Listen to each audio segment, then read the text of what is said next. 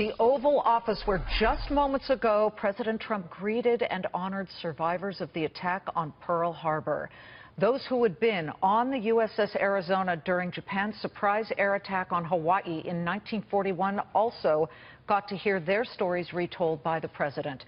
By the way, at the end, we understand that the president took a shouted question at the end about what he hoped to accomplish with his staff shakeup today, and his reply was, "Make America Great Again." And speaking of Hawaii, Hawaii's announcement today came out, and it wasn't about Pearl Harbor, because that's in December.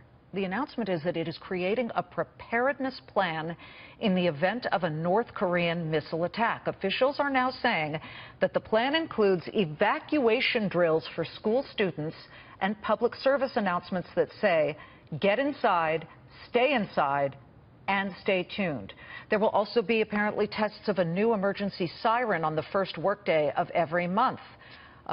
Should this be alarming, or is this a good thing to be doing? Just how likely is an attack by North Korea on the United States? Let's bring in Fox News strategic analyst Lieutenant Colonel Ralph Peters. Hi, Liz. All right. I would say it's always great to be prepared, right? You're exactly right.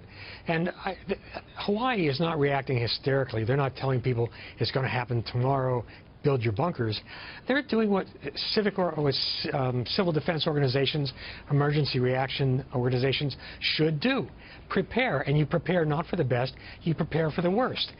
North Korea can't hit Hawaii yet. It can't miniaturize nuclear warheads yet, but we've got to be prepared for the day when it can. And so I think the authorities in Hawaii are behaving wisely and with an eye on the future. And it's just sad that we've come to this. We're back in the days of the Cold War drill, get under your desk. Oh, I remember that, even in the 70s. Okay, but wait a minute. You just said it can't reach Hawaii yet, but apparently they're capable of launching a missile, North Korea, that can travel about 4,100 miles. Hawaii, meaning Honolulu, is about, I guess, 4,500 miles, just out of reach. But Fairbanks, Alaska, is within just 3,600 miles. So yes. Is Alaska doing the same thing? Well, I actually think if North Korea were going to hit either Alaska or Hawaii, they'd go for Hawaii because of the Pearl Harbor imagery. I mean, they're aware of the history. But yes, certainly Alaska also should be preparing. And unfortunately, the way things are going, the cities on our west coast are going to start to have to prepare at some point. And so it's important to get that balance. And you understand this, Liz, the balance between preparedness and hysteria and overreaction. We can't do that. But unquestionably, if North Korea's progress toward an accurate ICBM with a nuclear warhead is not interdicted, if it's not stopped somehow, this threat will be very, very real. All right. Well, what about regime change? CIA Director Mike Pompeo was at an event last night where he really hinted heavily that Kim Jong-un cannot remain the leader and that regime change would be the way to go. But don't we need China for that? Well, regime change is a great idea, but how?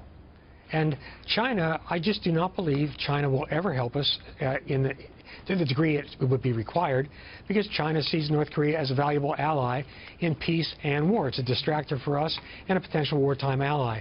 So if you wanted regime change, again, great idea, but the only way I can see to do it would be to, and I'm serious, one of these scheduled great parades where all of the leadership is on the reviewing stand, you just take out the reviewing stand, you kill hundreds instead of seeing the deaths of hundreds of thousands. But we're probably not going to do that because we don't think like that. We'd rather wait for the war to come and have blood all over the map. Well, wow, okay. You know, there is a, not that we endorse assassination, but the CIA has been known, or certainly Mossad can do it. I don't think this is Israel's fight. But if you kill one person, it's assassination. If you kill 100, it's an act of self-defense. Oh, I see what you're saying. This bird is serious.